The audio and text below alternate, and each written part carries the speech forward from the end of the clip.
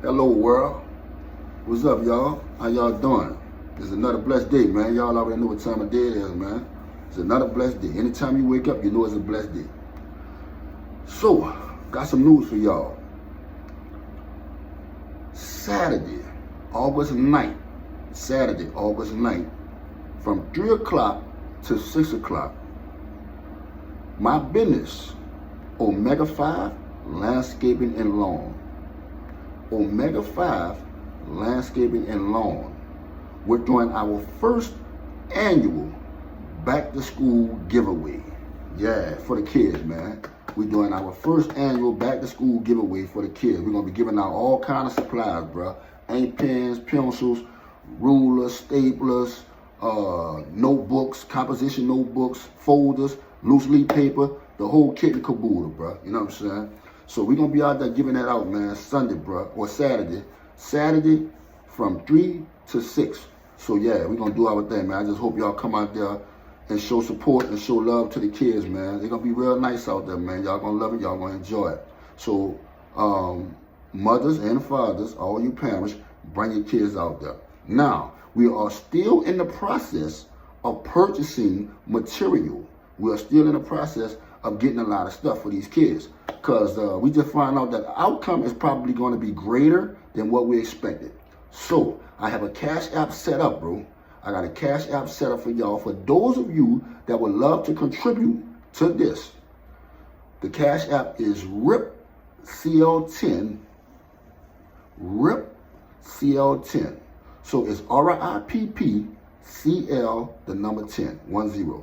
So that's your Cash App you're sending your donation to, man. But like I said, man, we're going to have a great time out there, man. We're going to get out there and we're going to show these kids some love, man, and bless them for the new school year. Now, on to the next thing.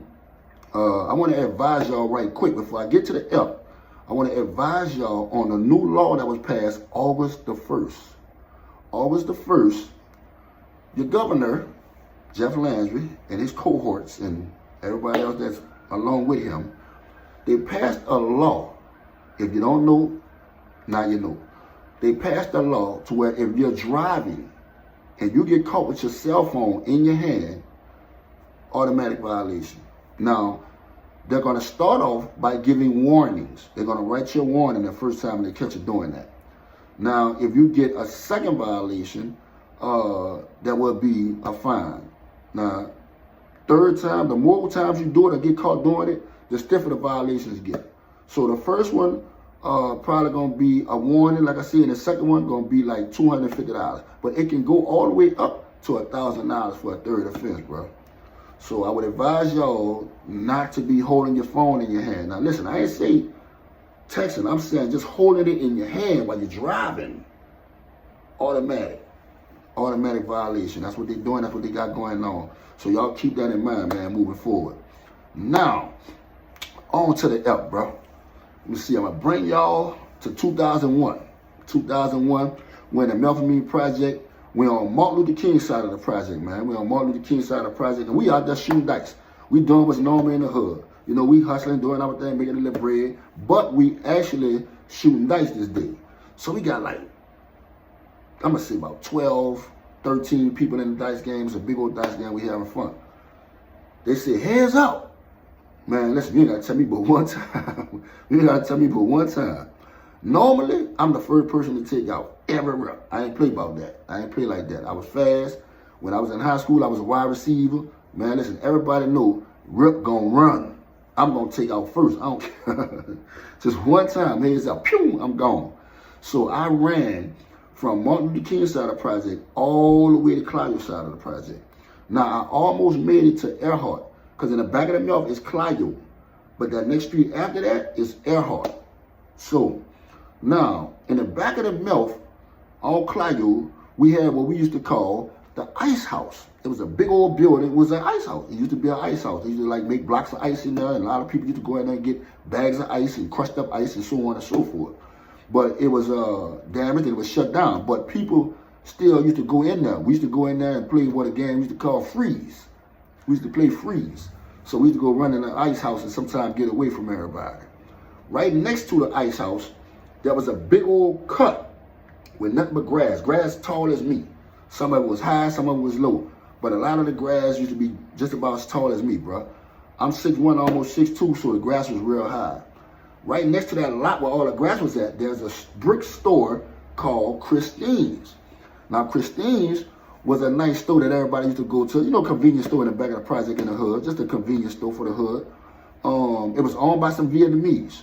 So we used to always go in there and mess with them. They used to support us like we used to support them. Because anytime we threw a DJ on Clio, we used to plug the speakers up in Christine. They would let us, you know, plug the speakers and everything up, turntables and all that in their store and let it run outside to the sidewalk.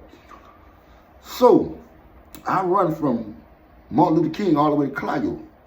So when I see the high grass in my mind, I'm like, well, maybe I could duck off and hide in the grass, because I actually was tired of running because I had to run, you know, a nice little ways. So I decided to get close to Christine's where the grass was real high at and duck down. So I'm ducked down in the grass like this here, covering my eyes. I don't want nobody to see me, so I don't want them to see my eyes. So I'm ducked down in the grass real high. Man, listen, grass tearing me up. I'm itching, mosquitoes bite me, all that. So I hear the people. I hear the cars pulling up and skirt, they jumping out of here, door slamming. I'm like, man, they out there. So I'm trying to peep up and look a little bit and see where they at. But I see them, they coming in the grass. Some of them were in the ice house. But when majority of them went in the ice house and see that I wasn't in there, they come right in that grassy field, bro. Now, I'm right next to Christine's. Christine's had 5 apartments at the top. So the Vietnamese that owned the store actually stayed at the top. So, man, listen, I never saw these many dogs in my life in one spot, besides a shelter for the dogs, like a dog pound or something. Man, when them dogs spotted me, there was a gate on the side of Christine that, you know, where the dogs was at, inside the gate, but on the building side. I never seen that many dogs in one place in the hood. Man, them dogs saw me, and all you hear is run, run, run, run, run, run. Man, they were cutting up.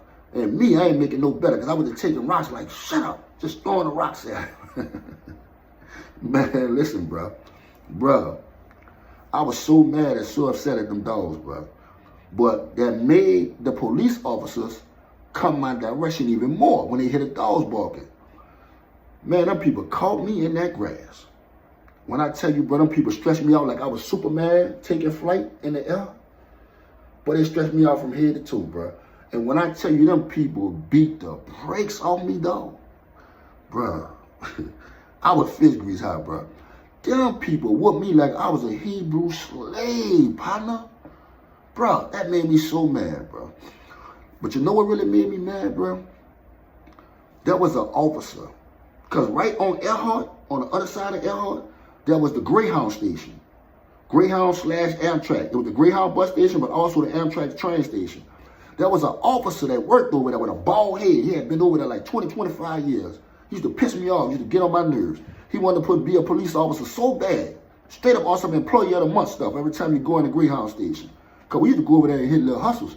You know, help people with their bags and stuff. And he used to run us off. So he been throwing on my side for a long time. But anyway, man, that boy was stressing me out with the police officers. He's the only one that came from the Greyhound station. Now, all of those other Amtrak officers stayed over there. He brought his behind over there. Guess where he at? He on my ankles. He done took his belly out. Now, y'all know the belly is go up like this, and then it got the little part that stick out. So he done grabbed it like this here and got the long part right here. He got my ankles in his hand. He talking about, so you want to run, huh? You want to run, huh? Bang, bang, bang. I'm like, ah, I'm screaming and hollering. Man, I kicked that boy. Yeah. He hit me again. Boom. Man, that boy fractured my ankle. When I said that boy fractured my ankle, dog, boy, I hollered like Luther Vandross. I hollered like Luther, bro. Real round. Real round. Bro, I was so mad and so upset. Them people had to pick me up and put me in a police car because I couldn't walk. I couldn't put no pressure on it. When they got me to the hospital, they realized that they had fractured my ankle. So they put like a little cast on my ankle and then brought me to Central Lockup. Man, ever since that day, I had it out for that boy. I could never catch that boy. Man, I was going to whoop the... Boy, I was fish grease high. I was tweaking to catch that boy, bro. He really fractured my ankle, like for real, for real. But yeah, though, bro. Yeah, that's a crazy up right there, man. I'll never forget that. I would never in my life forget that. So yeah, man. But anyway, man, I hope y'all enjoyed the up for the day, man. Again, man, I want y'all to come out and support for those of you that are in New Orleans in the city and those are the surrounding areas. If you want to come from Kenner, Slidell, home, y'all welcome to come through, man. We right there on Martin Luther King and Simon Bolivar by the park. It's the Gus Low Rise, which is the Melph and Me project. The Gus Low Rise Park. So it's on Martin Luther King and Simon Bolivar. We're gonna be out there from 3 p.m. to 6 p.m., man. Y'all come out there. We're going to have a sheriff deputy out there. We're going to have NOPD out there. So y'all going to be straight. Y'all got to worry about that. We're going to have a couple of tents out there. We're going to be able to give out the supply for the kids and all of that, bro. You know what I'm saying? We're going to have them, little juices and stuff like that. So, yeah, y'all welcome to come, man. Again, if y'all want to donate, Cash App is Rippa-SkippoutdaMelph. RIPPCL10. So, yeah, man, I want y'all to like the video, subscribe to the channel, and get in the comments and let me know what y'all think about the app, man. It's Rippa, a.k.a. Skip out the Melph signing on, man. Y'all have a blessed one.